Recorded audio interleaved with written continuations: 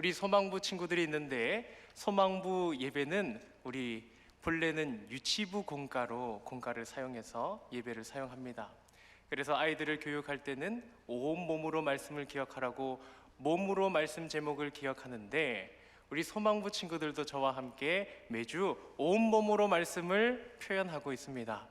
오늘 말씀을 통해서 우리가 세 가지 교훈을, 단지 교훈을 떠나서 정말 그 힘을 얻었으면 좋겠습니다. 우리 소망부 친구들이 제일 잘할 텐데, 우리 모든 성도님들도 몸을 좀 푸시고 저와 함께 한번 따라해 보시겠습니까? 첫 번째는 살아갈 힘을 얻어요. 한 번 더 해보겠습니다. 살아갈 힘을 얻어요. 두 번째는 거룩할 힘을 얻어요. 셋째는 희생할 힘을 얻어요. 우리 다 함께 살아갈 힘을 얻고 거룩할 힘을 얻고 희생할 힘을 얻는 저희 모두가 되기를 주님께 기도하는 마음으로 하나님의 말씀을 나눕니다. 이렇게 우리가 나누었던 방금 그 세 가지 적용점은 갈라디아서 2장 20절을 설교할 때에 2005년에 우리 한국교회의 귀한 설교자이고 존경하는 목회자셨던 고 옥하는 목사님께서 이 말씀을 나누셨습니다. 이미 섬기시던 교회의 원로 목사가 되시고 오랜만에 설교한다 하시며 성도들과 그 말씀을 전하실 때 예수님의 십자가를 하루 10분만 묵상하십시오. 그러면 그 십자가에서 살아갈 힘을 얻고 거룩할 힘을 얻고 그리고 마침내 희생할 힘을 얻을 것입니다 라고, 그렇게 목회 인생을 다 담은 말씀을 이 세 가지 적용점으로 주셨습니다. 오늘 우리도 그 힘을 얻기를 바랍니다. 참 우애가 좋은 형제들이 있었습니다. 그 형제가 사는 마을에는요, 맹견이 있었습니다. 사나운 맹견. 사람들이 그 둘레로 가지 못하게 하려고 줄도 쳐놓고요, 그리고 쇠말뚝을 팍 박아놓고 목에는 쇠사슬을 걸어 놓았습니다. 쇠로 묶어 놓았으니 그 괴가 얼마나 철썩철썩 묶였는지 아무리 설쳐도 사람을 해하지는 못했습니다. 그런데 그 의회 좋은 형제가 그 개가 묶여있는 길을 갈 때 어느 날 너무 무료했던 동생이요, 마음에 장난기가 생겼습니다. 너무 심심하니까요. 개를 놀리기 시작합니다. 처음에는 발길질을 쿵쿵 구르며 시비를 걸고 왈왈 짖으며 개를 도발했습니다. 개가 반응했지만 개는 자기의 둘레를 벗어나 동생을 물지 못했습니다. 옆에 있던 형은 위험하다 하지 마라 했지만 동생은 말합니다. 괜찮습니다 형님, 괜찮아요. 묶여 있잖아요. 쇠말뚝, 쇠사슬 묶여 있잖아요. 그리고는 계속 하던 것이 너무 재밌어서 점점 습관이 되고 일상화가 되었습니다. 그리고 그것은 실력이 늘어나는 결과를 보입니다. 처음에는 짖기만 하고 발길질만 하던 게 이제는 그 주인이 올려놓은 개 밥그릇에 개 뼈다귀를 짊어지는 데까지, 개 뼈다귀를 빼앗아서 줄까 말까 하기까지 도발하고 장난하는 수준이 높아졌습니다. 그렇게 형은 하지 마라, 동생은 괜찮다, 시간이 많이 흘렀습니다. 그런데 사람들이 아무도 모르는 새에 바뀌고 있는 것이 있었습니다. 동생이 개 놀리는 실력만 늘어나서 개 밥그릇까지 손댈 수 있는 수준까지 늘어나는 것만 아니라 아무도 모르게 그 쇠 말뚝이 박혀있던 바닥은 쇠바닥이 아니었습니다. 흙바닥에 쇠말뚝을 박아놓고 개가 매일 흥분해서 이리저리 흔들리니 어떻게 했어요? 박아놨던 폴대가 흔들리면 어떻게 되지요? 집안이 약해집니다. 어느 날 여느 때와 같이 동생은 개의 뼈다귀를 가지고 개를 놀리며 재미를 보는데 개 묶어놓았던 말뚝이 통째로 빠져버렸습니다. 어떻게 되었습니까? 개는 목에 쇠사슬 그대로 걸고 쇠사슬은 쇠말뚝에 그대로 걸려 있었지만 더 이상 개를 그 둘레 안에 잡아놓을 수 없었습니다. 개의 추격이 시작됐어요. 무서운 추격입니다. 무섭고 사나운 개였습니다. 형제는 놀라서 도망을 치는데 정말 안타까운 것은 그 동생이 들고 있던 개뼈를 던져버리지 못하고 막 들고 뛰어가더라는 겁니다. 왜요? 놀라서, 당황해서, 손에 힘이 풀리지 않아서. 저 개뼈라도 던져보면 개가 안 쫓아올 수도 있을 것 같은데 끝까지 개뼈다귀를 못 버리는 겁니다. 형이 말합니다. 버리라! 버리라 그거! 죄송합니다. 버리라고 그러는데 동생은 긴장해서 못 듣고 그 개뼈다귀를 계속 쥐고 가니까 형이 동생에게 가서 동생을 잡아뜨리고 동생의 손에서 거칠게 뼈를 빼앗았습니다. 그 사이 사람보다 더 빠른 개는 간격을 좁혔습니다. 이제 형은 그 동생이 들고 개를 놀리던 그 뼈를 가지고 형이 개를 유인합니다. 뼈다귀를 흔들며 동생이 있는 쪽 반대쪽으로 막 달려갑니다. 그때 형은 동생이 되었습니다. 그리고 형은 죽고요, 동생은 살았습니다. 주님께 사랑받으신 성도 여러분, 참 비참한 예화이지요. 그런데 이 예화는 우리와 예수님의 관계를 똑같이 보여줍니다. 제가 하루는 제 자신의 제가 너무 쓸데없는 것으로 죄를 많이 짓고 죄인이 너무 하나님 앞에 사는 것이 부끄러워서 우리 예배당으로 치면 여기 바닥자리에 우리 권사님 늘 나와서 기도하시는 그 자리에 저도 제가 섬기던 교회에서 무릎을 꿇고 달려있던 십자가를 보았습니다. 우리도 십자가가 본당에 있지요. 그 십자가를 보는데 제 마음에 이런 생각이 들었습니다.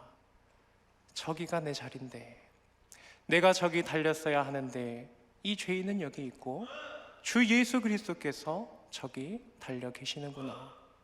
형과 동생도 똑같습니다. 살아남은 동생의 마음은 어떻습니까? 내가 죽었어야 되는데, 내가 죽었어야 되는데. 형이 죽고 내가 죽었습니다. 우리는 이 사실 가운데 첫 번째, 살아갈 이유를 발견하기 원합니다. 동생의 입장에서 한번 생각해 보겠습니다. 내가 죽었어야 되는데, 내가 죽었어야 되는데 한탄하지만 정말 그 동생이 죽어버리면 되겠습니까? 누구를 생각해야 합니까? 자기를 살리려고 목숨을 내던진 형을 생각해서 죽을 힘으로 살아야지요. 그렇죠? 죽을 힘으로 살아야 합니다. 우리 죄인들 아무리 죄책감이 들고 하나님 앞에 살 자격이 없는 죄인같이 느낄지라도 주 예수 그리스도께서 나의 십자가에 죽으시고 나를 살려두셨는데 나는 어떻게 해야 합니까? 주님이 달리시고 나는 살리셨으니 나는 어쨌든 살아야 합니다. 이것이 바로 우리가 살아야 할 이유가 될 것입니다. 그런데 살아갈 이유는 동기가 되어 때때로 힘이 되지만 강력한 힘이 되어주지는 못합니다. 동생이 형을 위해 살 수 있는 한도는 어쩌면 마음이 식어지는 때가 그때까지, 한도는 거기까지일 줄 생각해 봅니다. 우리도 그저 그것만으로는 살아갈 힘까지는 낼 수 없습니다. 그런데 우리는 주 예수 그리스도 안에서 살아갈 이유를 주신 주님으로 살아갈 힘도 얻을 수 있습니다. 왜냐하면 우리 형님은 우리를 위하여 살아서 다시 오셨기 때문입니다. 형님이 살아왔습니다. 동생은 얼마나 기쁠까요? 내 모든 가슴에 맺힌 것, 모든 후회, 모든 죄책감 다 벗어지는 환희와 기쁨, 형님 오면 얼마나 좋겠습니까? 우리 주 예수 그리스도께서 나 대신에 십자가에 죽으신 예수 그리스도께서 다시 살아나셨습니다. 자기 생활 계속 사시려고 산 것이 아니라 누구를 위해 다시 사셨습니까? 나 위하여, 우리 교회를 위하여 주님이 다시 사셨습니다. 그리고 당신의 성령을 보내셨습니다. 우리로 하여금 살게 하시려고, 우리로 하여금 주 예수 그리스도로 살게 하시려고 당신의 성령을, 부활하신 예수 그리스도의 성령을 보내신 것이죠. 예수님은요, 우리를 구하시던 그때 그 마음 그대로 가지고 살아갑니다. 이해를 돕기 위해 형 동생 얘기를 한 번 더 드리자면, 그 순간 형이 동생에게 뼈다귀를 빼앗아 갈 때 형의 관심은 무엇입니까? 내가 죽으면 어떡하지? 우리 엄마 어떡하지? 여러 가지 생각이 있었을까요? 나의 꿈은 이것이었는데 아무것도 없습니다. 오직 관심은 그 동생 그 생명 하나 살리려고 온몸을 다해 그냥 뛰었습니다. 예수님은 어떠십니까? 나의 십자가에 달리실 때 예수님 생각이 많으셨습니까? 없으셨습니다. 예수님의 생각은 끝없이 그날 밤 되뇌이셨습니다. 아버지, 나의 원대로 하지 마옵시고 아버지의 뜻대로 하여 주시옵소서. 아버지의 뜻, 아버지의 뜻, 아버지의 뜻. 생각하신 그 뜻이 향한 것은 무엇입니까? 우리밖에 없습니다. 우리를 살리시려는 하나님 아버지의 뜻, 우리의 죄를 해결하시고 우리를 속량하사 아버지의 곁에 다시 화목해 하시려는 하나님의 뜻, 그 뜻 하나 들고 주 예수 그리스도께서 내 십자가에 달리셨습니다. 주님은 그 마음 그대로 부활하셨습니다. 그 마음 그대로 오늘날 성령으로 우리 가운데 거하십니다. 그러니 오늘날 주의 성령께서 여기에 우리 모든 성도님들과 함께 하실 때 주님의 관심사는 여전히 무엇입니까? 나를 살리는 것입니다. 주님 앞에 우리의 관심사는 내가 원하는 것일 수도 있지만 주님이 가장 바라시는 관심사는 나를 살리는 것입니다. 그러므로 우리의 인생에는 어떤 사고도 일어날 수 있고 사건도 일어날 수 있습니다. 예수님 믿는다고 고난당하지 않는 것 않습니다. 아닙니다. 예수님 믿는다고 병에 걸리지 않는 것, 재산이 불어나기만 하는 것, 모든 것이 세상에서 말하는 형통만 일어나는 것은 아닙니다. 성경에 형통한 자들도 전쟁을 당하고 기근을 당하고 힘든 일들을 다 당했습니다. 그러나 주 예수 그리스도께서 우리를 살리시는 일에 관심이 있기에 우리가 믿을 수 있고 우리가 힘낼 수 있는 건 당하지 않는 것이 아니라 당해도 괜찮다 하는 것입니다. 병을 걸리는 것이 너무나 힘든 일이라 위에서 기도하는 성도님들이 있습니다. 그러나 성도 여러분, 괜찮습니다. 예수 그리스도께서 우리의 생명을 살리는데 온 관심과 온 힘을 쏟으시며 마침내 모든 일을 합력하여 구원을 이루시기 때문입니다. 경제적인 어려움도 많은 어려움이 있지만 우리는 그리스도인이며 예수 그리스도께서 나를 살리시기 위하여 자기 성령을 보내어 오늘도 함께 하신다면 괜찮은 겁니다. 세상 모든 풍파가 그 어떤 것이 하나님의 그 사랑을 끊으려 하지만 바울 사도께서는 무엇이라 합니까? 세상 그 어떤 것도 사망도 권세도 영적 권세도 적신도 아무것도 하나님의 사랑을 끊을 수 없다 하지요. 그 사랑은 여전히 우리를 살리는 데 관심이 있습니다. 그래서 말씀하시기를 하나님이 부르시는 자 곧 하나님을 사랑하는 자들 그들에게는 모든 일이 합력하여 선을 이루는 줄 안다 라고 고백한 것이죠. 우리 소망부 부모님들 삶에도 정말 이해할 수 없는 많은 어려움들이 있으셨습니다. 그러나 하나님 안에서 주 예수 그리스도께서 우리를 살리고자 하는 그 복음의 내용 그대로 힘쓰고 계십니다. 우리 모든 성도님들 안에도 그러하지 않습니까? 그래서 우리는 주님의 십자가 날 위한 희생에서는 살아갈 이유를 얻었지만 지금 다시 사셔서 우리를 위하시는 예수 그리스도 안에서 살아갈 힘, 그 어떤 것에도 괜찮은 힘을 얻을 수가 있는 것입니다.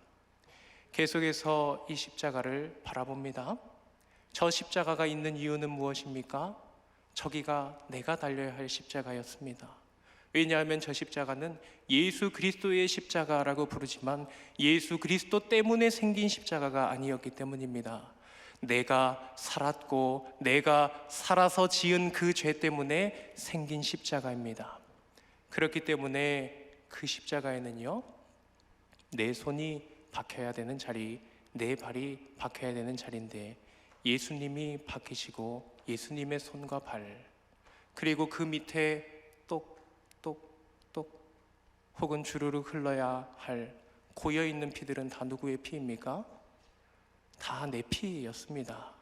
그런데 내 피는 건강하게 내 몸에서 순환하고 있고 예수 그리스도의 피만 그 몸에서 다 빠져나와서 그곳에 고여 있습니다. 예수 그리스도께서 이 죄인이 되심으로 나 대신에 죽었습니다. 그 예수님의 죽으심, 나 때문에 죽으신 그 십자가의 죽으심을 생각할 때 우리는 거룩할 이유를 얻습니다. 형과 동생의 이야기로 한번 설명을 해보죠. 동생이 개뼈다귀를 가지고 놀았기 때문에 형이 죽었습니다. 내가 죽어야 되는데, 내가 그 개뼈다귀 가지고 놀아서, 무료하다고 그냥 그 심심풀이로 개뼈다귀를 가지고 놀아서, 아무 쓸데없는 개뼈를 가지고 놀아서 후회하겠지요.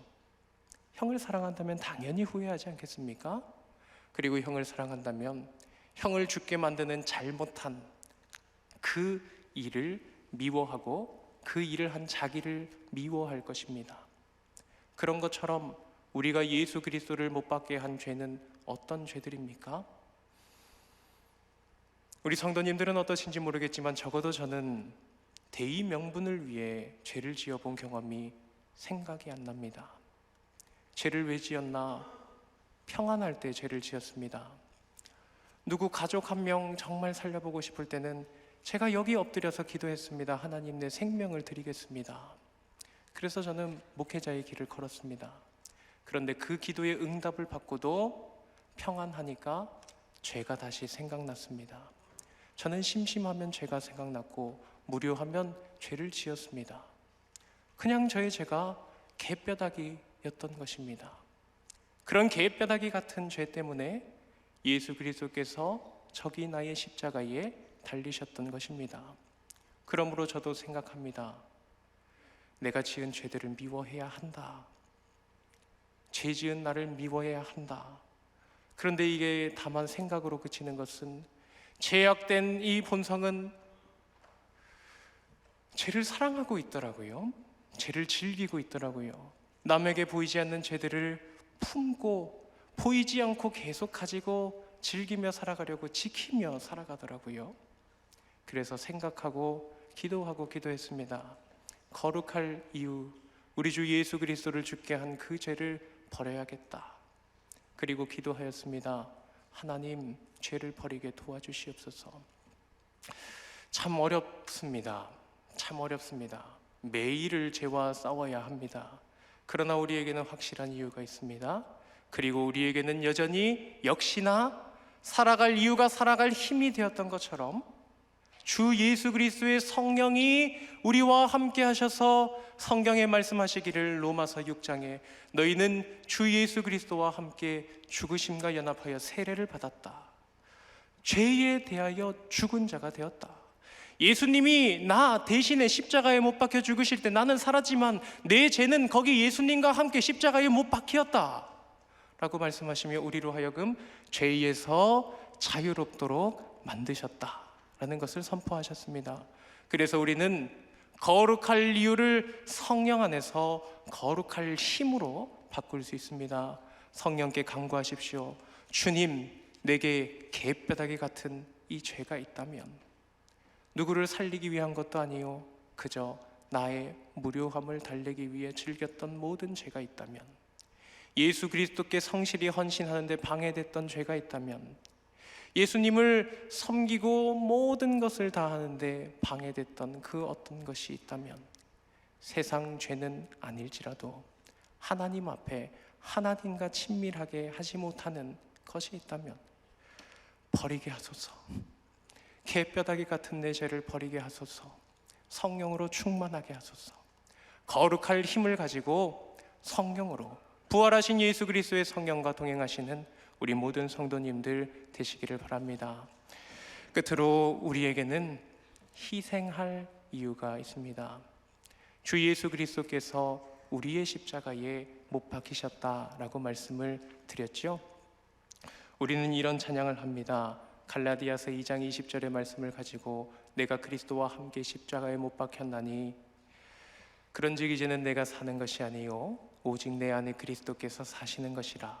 이 찬양, 이 말씀을 가지고 주의 손에 나의 손을 포갠다 라는 찬양을 하곤 하지요. 그런데 여기는요, 그리고 바울 사도께서 말씀하시는 내가 그리스도와 함께 십자가에 못 박혔나니 라는 말은요, 십자가에 달려있는 예수님에게 내가 다가가 손을 포개는 것이 아닙니다. 십자가는 본래 내 십자가였고 내가 혼자 졌어야 하는 십자가였습니다. 그러므로 본래 사도 바울의 고백은 내가 혼자 졌어야 할 십자가에서 내가 달리었다인데, 예수 그리스도께서 내게 찾아와 내가 되어주심으로 내 자리에 그분이 들어오셨습니다. 그분이 나를 위해 당신의 손을 먼저 포개셨습니다. 그러므로 나 혼자 죽었어야 할 십자가에 그분이 함께 달리어 주신 거죠. 그러므로 우리는 하나님께 찬양을 드리기 전에 이러한 노래가 있다고 생각합니다. 나의 손에 주님 손 포개시고 또 나의 발에 주님 발 포개시어 주 나 대신에 죽고 또 나 위해서 사셨네. 영원토록 날 위해 주시네. 날 위해 주시네. 이 찬양이 있고 우리의 답가가 있습니다. 성경은 말씀합니다. 우리가 예수님의 죽으심과 합하였다면 그의 부활하심과도 연합하리라. 이제 우리는 우리를 위하여 자기 자신을 버리신 예수 그리스도를 믿는 믿음 안에서 살아갈 때 예수님의 손과 발에 우리의 손과 발을 포개는 것입니다. 그런데 우리가 포갤 대상은 십자가에 매어 달려 움직이지 못하시는 그분이 아니십니다. 우리를 위하여 부활하시고 하나님 우편 보좌에 계시며 우리를 위하여 날마다 탄식하며 간구하시는 우리 주 예수 그리스도, 하나님과 우리 사이에 서셔서 이 죄인이 오늘도 하나님과 화목하게 살아가도록 우리를 위하여 쉬지 않고 주무시지 않고 역사하시는 부활하신 예수 그리스도와 함께 연합되는 겁니다. 부활하신 예수 그리스도께 나의 손과 발을 내어드리는 겁니다. 이 땅에 계신 예수 그리스도께서 하셨던 것처럼 하늘에 계신 예수 그리스도의 뜻이 땅에 있는 우리가 예수님의 몸이 손과 발이 되어 주의 나타나심이 우리를 통해 나타나는 것입니다. 그래서 오늘 말씀 제목을 사직동 예수님이라고 지었습니다. 예수 그리스도의 제자 되신 성도 여러분, 제자의 목적은 무엇입니까? 스승과 같이 되는 것입니다. 작은 예수님이 되십시오. 부활하신 예수님과 하나 되십시오. 그분께 손과 발을 내어드리십시오. 그리하여 이제는 내가 사는 것이 아니요 오직 내 안에 주 예수 그리스도께서 사시는 것이라 하는 말씀을 나의 삶으로 나타내 십자가에서 나를 위하여 나와 하나 되어지신 주님께, 나의 삶에서 부활하신 예수께 하나가 되시는 성도님들 되십시오. 저는 매일 매주 바라봅니다. 우리 교회를 통해 작은 예수님의 모습을, 우리 소망부 친구들을 통해 하나님을 예배하는 모습을, 모든 세상의 가로막음 바리새인의 방해를 다 뿌리치고 온전히 하나님을 경배하시고 참된 예배를 신령과 진정으로 드렸던 예수님의 모습을 소망부 친구들의 모습에서 봅니다. 그리고 소망부 선생님들의 모습에서 예수 그리스도의 모습을 봅니다. 그리고 이제 경로대학에서도 호스피스에서도 그 모습을 볼 것입니다. 우리가 예수 그리스도의 몸으로서 사회복지국을 설치하고 그 모든 일을 행하는 것은 왜입니까? 이 땅에 오신 예수 그리스도께서 그렇게 하셨기 때문입니다. 예수님은 확실히 우리 경로대학 어르신들을 섬기실 분이십니다. 예수님은 확실히 소망부 학생들의 친구가 되실 분이십니다. 그리고 그 부모님과 가족들의 마음을 들어주시고 위로해 주실 분이십니다. 그리고 호스피스 가운데 있는 환우들의 위로가 되시며 그들의 생명의 소망이 되실 분이십니다. 그러므로 우리가 예수 그리스도로, 작은 예수로 함께 살아갑니다. 그리고 우리가 다 할 수 없는 부분들은 우리들로 이루어지는 것입니다. 바울 사도께서는 모든 신학들이 사실 하나로 연결되도록 말씀하셨는데 우리가 예수 그리스도의 손과 발이니 우리더러 교회의 지체, 예수님의 지체라 하셨습니다. 그리고 교회는 예수님의 몸입니다. 우리 사직동 교회는 그래서 어떻습니까? 사직동에 있는 예수님이 되어야 하는 것입니다. 그래서 우리 교회의 이름을 사직동 교회라 쓰고 모든 사람에 대하여서 나타날 때는 사직동 예수님으로 나타나기를 간절히 바랍니다.